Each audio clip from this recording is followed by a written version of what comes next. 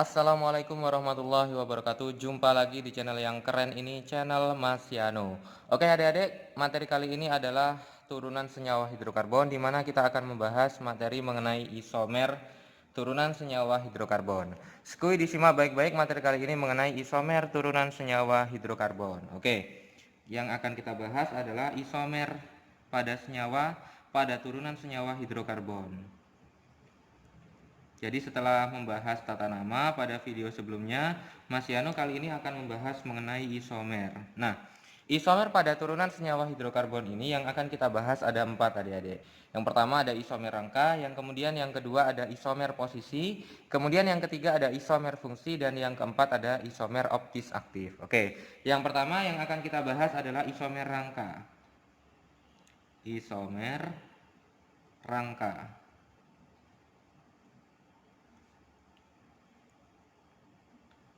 Pengertian dari isomer itu sendiri atau isomer rangka itu sendiri adalah di mana isomer rangka itu memiliki rumus molekul yang sama. Rumus molekulnya sama, tetapi bentuknya berbeda. Bentuk rangka atau strukturnya yang berbeda. Bentuk rangka atau rantainya berbeda. Oke, inilah yang merupakan pengertian dari isomer rangka. Jadi yang berbeda adalah bentuk rangka atau rantainya. Contoh adik-adik, isomer rangka itu contohnya Mas Yano akan menggambarkan di sini ada CH3, ada CH, dan ada CH2. Sini ada CH2, di sini mengikat gugus OH. Sedangkan di sini ada CH3, kemudian di sini ada CH2, ada CH, lanjutannya adalah CH2, OH juga. Oke. Nah, kemudian di sini ada cabang metil adik-adik. Di sini ada cabang metil juga. Nah, keduanya ini dia merupakan isomer rangka. Kenapa? Karena berbeda bentuk rangkanya. Yang metil di sini dia di nomor 2, metil yang sebelah kiri ini dia metilnya di nomor 3. Kalau kita beri nama, kita beri nomor, ini kan nomor 1, 2, 3, 4. Kalau ini 1, 2, 3, 4. Sehingga yang kiri ini namanya adalah 3 metil 1 butanol. Kemudian yang ini adalah 2 metil 1 butanol. Jadi yang berbeda adalah bentuk rangka atau rantainya. Jadi kalau bentuk rangka atau rantainya berbeda tapi rumus molekulnya sama, berarti dia merupakan isomer rangka. Oke, kemudian yang kedua adik-adik, yang kedua adalah isomer posisi. Isomer posisi.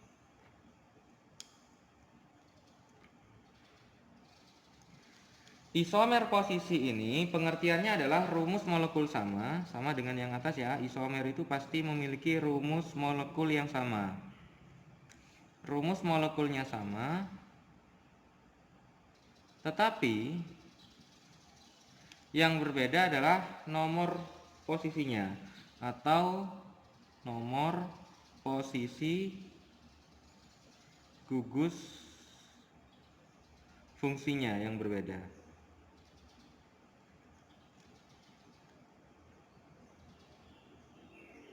Oke, contohnya adik-adik,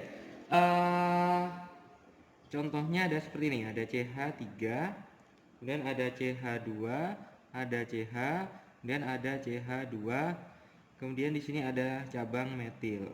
Oke, nah di sini ada gugus hidroksil atau gugus OH, dan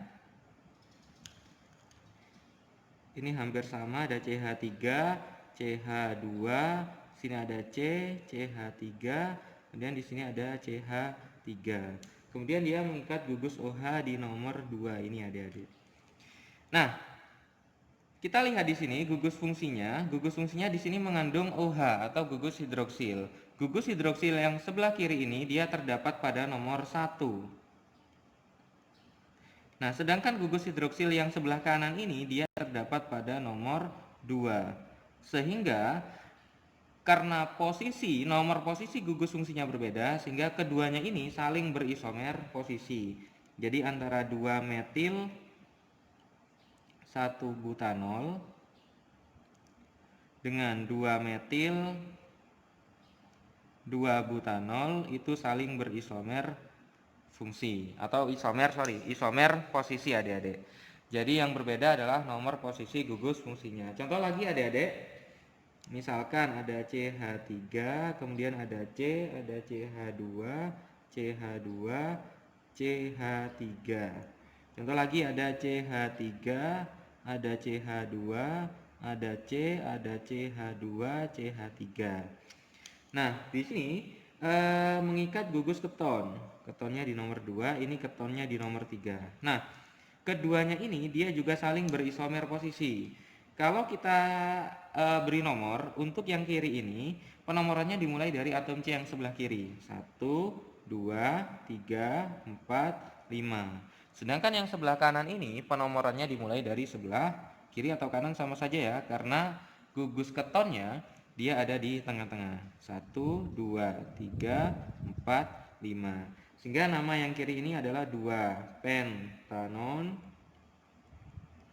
Sedangkan yang sebelah kanan ini adalah 3 pentanon. Oke. Jadi antara 2 pentanon dengan 3 pentanon dia saling berisomer posisi. Oke, lanjutannya adalah isomer fungsi adik-adik. Yang ketiga adalah isomer fungsi. Cukup mudah sekali adik-adik menentukan isomer ini, baik itu isomer angka, posisi, isomer fungsi maupun nanti yang terakhir adalah isomer optis aktif. Oke. Pengertian dari isomer fungsi itu adalah rumus molekulnya sama. Rumus molekul sama.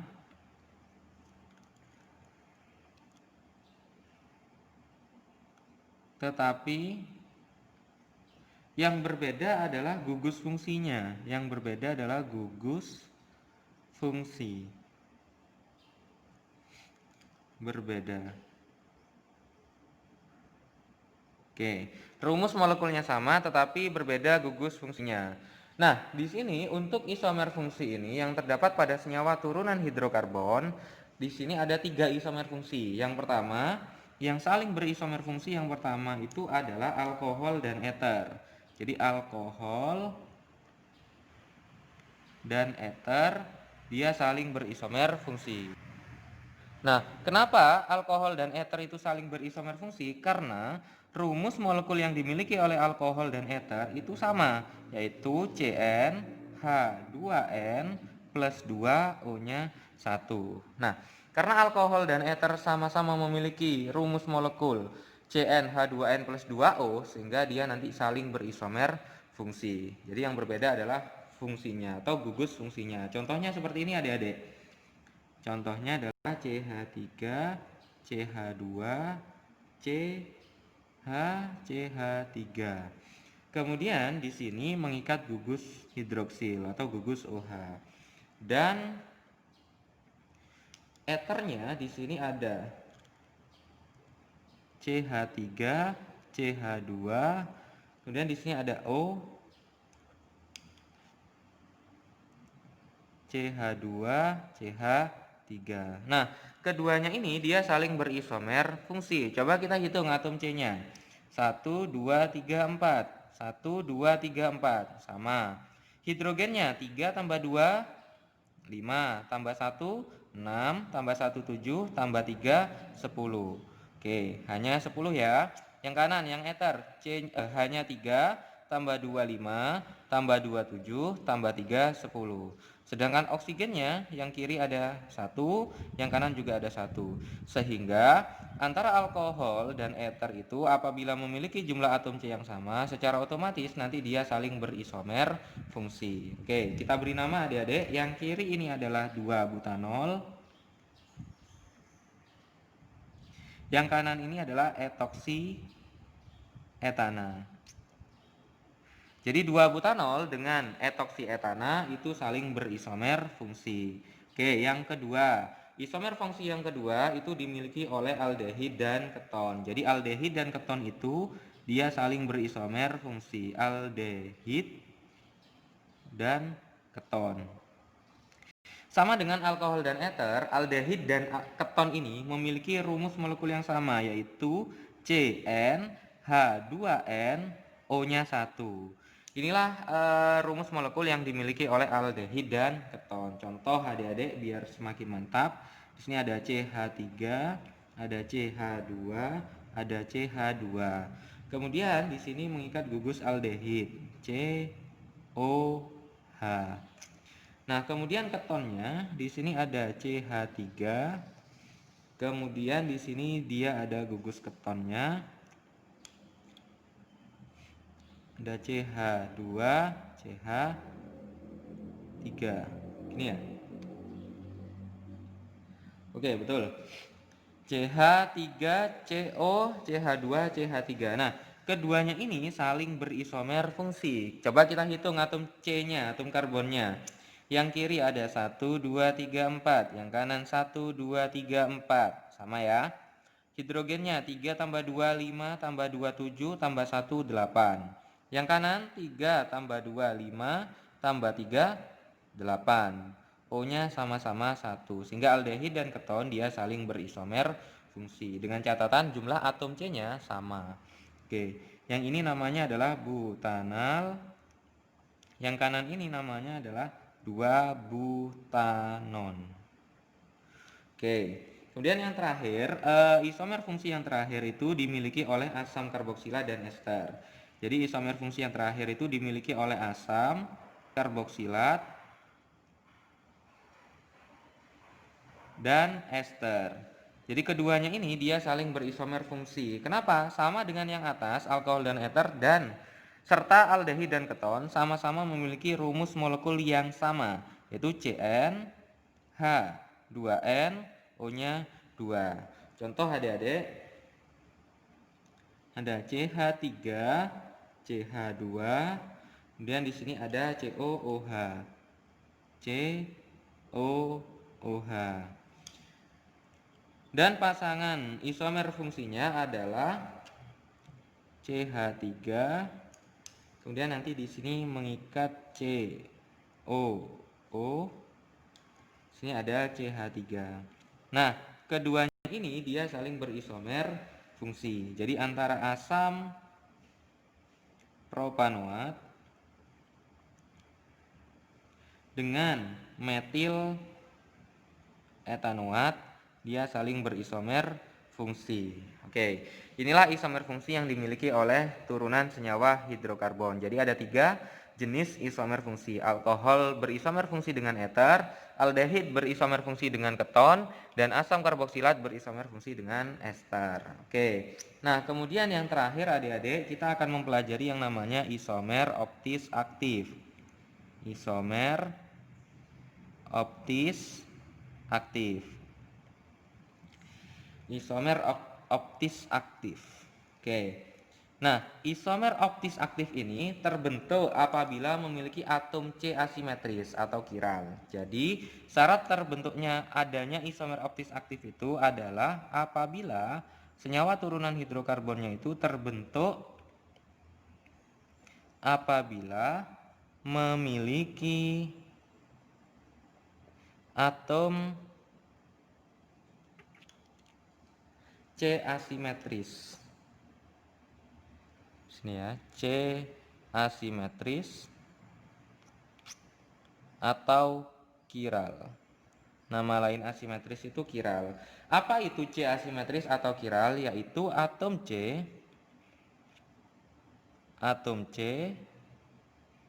yang terikat dengan 4 atom atau gugus atom yang berbeda. 4 atom atau gugus atom 4 atom atau gugus atom yang berbeda. Jadi kalau dia mengikat 4 atom atau gugus atom yang berbeda, berarti semuanya nanti atom C-nya harus berikatan tunggal. Tidak boleh ada ikatan rangkap. Ingat bahwa kekhasan atom karbon itu dia memiliki yang namanya 4 ikatan. Ikatannya adalah ikatan kovalen. Oke, contohnya gini adik-adik, atom C asimetris itu seperti ini. Misalkan C-nya di tengah ya, dia punya 4 ikatan, 1, 2, 3, 4. Yang atas dia mengikat gugus hidroksil, yang bawah mengikat gugus metil, yang bawah mengikat atom hidrogen, yang kanan dia mengikat CH2, CH3 atau etil. Nah, kita lihat atom C yang sebelah kiri, kita lihat keempat ikatan yang diikat oleh atom C yang berwarna hijau ini, dia mengikat 4 atom atau gugus atom yang berbeda. 1 CH3, yang kedua OH, yang ketiga CH2, CH3, yang keempat adalah H. Tidak ada yang sama. Nah, karena tidak ada yang sama, berarti atom C ini atau senyawa 2 butanol ini, dia memiliki yang namanya isomer optis aktif. Nah, adik-adik, untuk menentukan berapa jumlah isomer optis aktif itu adalah, jadi jumlah isomer optis aktif itu sama dengan 2 pangkat N, di mana N sama dengan jumlah C kiral atau C asimetris. Jadi ada berapa atom C kiralnya atau C asimetrisnya, berarti 2 pangkat N tersebut. Sehingga kita temukan nanti jumlah isomer optis aktif yang dimiliki oleh senyawa tersebut. Oke, contoh adik-adik, biar semakin mantap untuk menentukan isomer optis aktif ini. Pertanyaannya adalah berapakah jumlah isomer? Misalkan yang ditanyakan adalah berapakah jumlah isomer optis aktif dari struktur berikut. Oke, misalkan ada CH3, ada CH,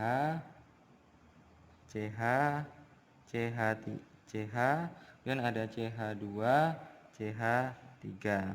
Ini mengikat CH3, ini mengikat OH, ini mengikat CH3. Oke, kira-kira ada berapa atom C yang asimetris? Ada berapa adik-adik kira-kira jumlah atom C asimetris? Nah, cara kita menentukan atom C yang asimetris, apabila atom C itu dia mengikat 3 atom hidrogen atau 2 atom hidrogen, berarti jelas dia bukan C kiral. Karena ada atom yang sama, yaitu atom hidrogen. Nah, berarti kita beralih yang ini, atom C yang nomor 2 ini, yang nomor 2 dari kiri ini. Atom C yang nomor 2 dari kiri ini, dia mengikat 1 gugus CH3, 1 gugus CH3, sama-sama mengikat CH3, sehingga dia bukan C kiral. Kita lewati lagi. Nah, C yang ini, dia mengikat CH3, CH3, 1 atom hidrogen, 1 OH, dan ini C-nya sebanyak 4. Sehingga atom C yang ini dia kiral. Lagi. C yang ini 1 CH3, 1 hidrogen, 1 CH2, CH3, 1 ada gugus hidroksilnya. Sehingga atom C yang ini dia punya atom C kiral. Kalau ini jelas bukan ya, karena mengikat 3 atom hidrogen, ini 2 atom hidrogen, ini 3 atom hidrogen.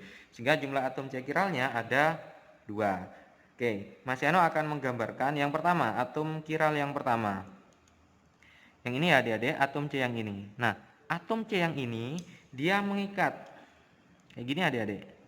1, 2, 3, 4. Ke bawah dia ada hidrogen, ke atas dia ada OH, ke kanan dia ada CH, CH2, CH3, ke atas dia juga mengikat CH3.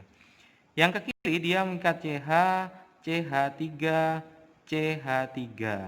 Nah, sehingga atom C yang ini dia kiral. Kenapa? Tidak ada gugus yang sama. Ini ikatan yang pertama, ini ikatan yang kedua, ini ikatan yang ketiga, kemudian ini ikatan yang keempat. Tidak ada yang sama adik-adik. Sehingga atom C yang ini kiral. Atom C yang ini juga kiral adik-adik. Coba adik-adik nanti digambarkan sendiri ya untuk atom C yang ini. Nah, Sehingga jumlah C kiralnya kan ada 2. Sehingga jumlah isomer optis aktifnya, jumlah isomernya sama dengan 2 pangkat N. N-nya adalah 2, berarti 2 pangkat 2 sama dengan 4. Berarti ada 4 isomer optis aktif yang dimiliki oleh senyawa tersebut. Oke adik-adik, sekian pembahasan video kali ini mengenai isomer pada turunan senyawa hidrokarbon. Jangan lupa di subscribe, like, comment, and share videonya ya. Dan jangan lupa ditunggu video-video lainnya dari Mas Yano. Oke, Mas Yano akhiri. Wassalamualaikum warahmatullahi wabarakatuh.